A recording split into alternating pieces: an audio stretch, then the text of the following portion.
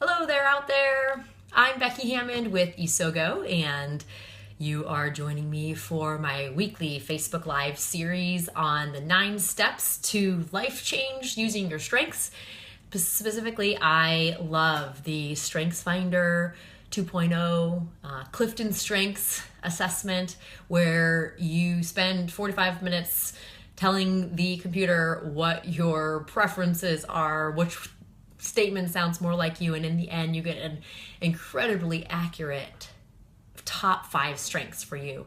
And this little assessment and its application has been life-changing for me and my marriage and the way that I work and the way I approach my conversations and my friendships. And I just really want it to be life-changing for you as well. So you've joined us here for step 6. We're on a weekly series where we are talking about the 9 steps to experiencing that kind of life change through your strengths. And step 6 today is all about your value. You know, in steps 1 through 5, we have been talking about remembering your strengths, putting them in your own words, having somebody else reflect back to you, really being able to understand how you use your strengths. And last week, we dove into what I think is one of the most powerful application tools, where you can really understand how to use your strengths, not just an awareness, kind of bringing from the theoretical to the tangible and the practical, about volume control. And in fact, I was just speaking with a client a few moments ago who, and we talked through this, that sometimes that volume control thing, using the volume dials for each of your strengths isn't an automatically easy thing to do once you know that that's what you need to do. Rather, it's something that happens incrementally. So we're diving into step 6 today, which is about our value, really understanding what our value is. And as I've been thinking through this, it reminded me of an experience I had way back in 5th grade. So that was like, an eon ago now. And when I was little, I often had the mantra in my head that I didn't match up. I was really good about saying what I was not, but I was not great at saying what I was. And in 5th grade, I auditioned to be the narrator in this class play. And when everybody was done auditioning, we all put our heads down on the table and we raised our hands for who we took a vote for who was going to be the narrator in all the different parts. And I did not win narrator, and I voted for the other person. And later on, just another little 5th grader said to me, maybe if you would have voted for yourself, you would have won.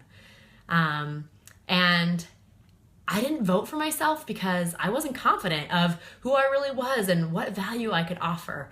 And the same thing is just as true now as an adult in the real world, as it was of that little 5th grader, that you can't win if you don't know your value. And that's what step 6 is all about, is giving yourself permission to really understand what it is you uniquely offer, that's a valuable, unique, and a valuable practice, and something that is actually absolutely necessary to know how you're going to be able to offer the best of yourself to your family or to your work environment or to the rest of the world.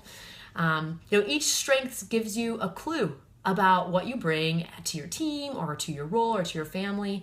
And the clearer that you get on that, and the clearer that everyone else around you is on that value, the more confident and more effective you can be.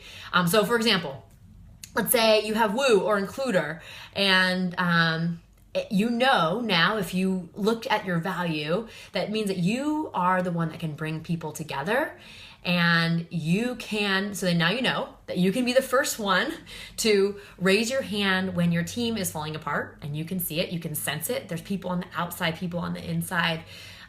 Or let's say your team needs to combine with another team in order to do a project. You can be the one that volunteers to help spearhead that because you know your value. Let's say you have ideation or futuristic. You know now that if you know your value of ideation or futuristic, that you're great at painting pictures of what's possible. so that you know that you can confidently step up and lead the way when you're going into a brainstorming session, knowing that it's something that the team needs and that maybe it's only something that you can offer. It's unique value.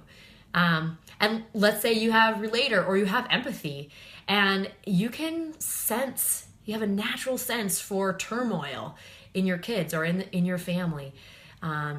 Once you know you have that value, then you'll know that you should follow that gut.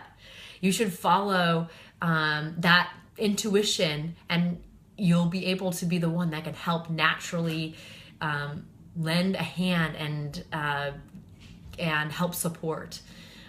So being clear about your unique value gives you the confidence to raise your hand on yourself, just like I did not do when I was in 5th grade, and know what role you can uniquely play. It's probably not the narrator. Well, it might be, but there is something specific that your world needs from you, that is something that you can only you can offer, and your strengths are like a shortcut to understanding what that is. And so, kind of practically speaking, you can get there by going back to your report. Your StrengthsFinder report that you can find over at GallupStrengthsCenter.com.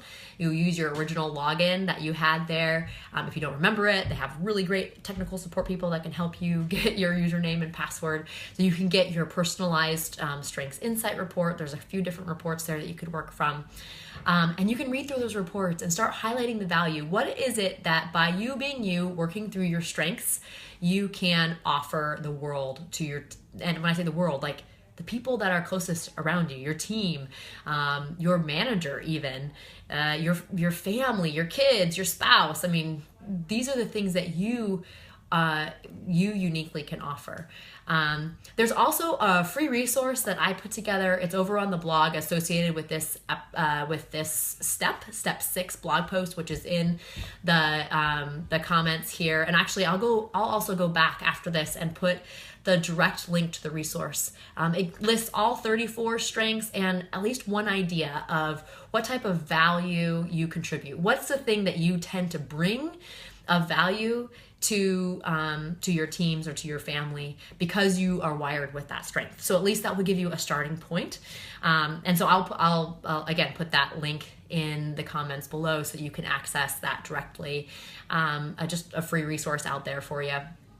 And then if you really want to get into it, I also offer a personal brand course where I help you walk through this and actually through the next several steps that we're going to be covering over the next couple days through basically a video coaching conversation with me to be able to build your own personal brand, which helps you really, really zero in on what value you offer so that you can be confident to raise your hand on yourself as well. So check out one of those resources and kickstart this step 6 of the 9 steps to life change through your strengths.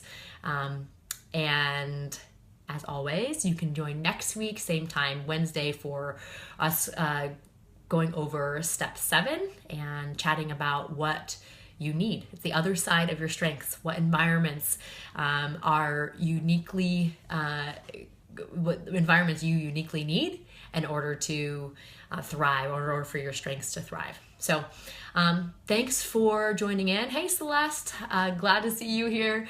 Chris, Melissa, I saw David and Lynn in there as well. So thanks everyone for tuning in, and I hope that you can use the way that you're wired to experience the kind of life change in your most important relationships in your work and your life. And as always, I would love to be the person that you bounce questions off of. So please feel free to join our Facebook group, Energy Up, Frustration Down by Your Strengths, so that we can continue to have a conversation about how you are uniquely wired and what value you bring. So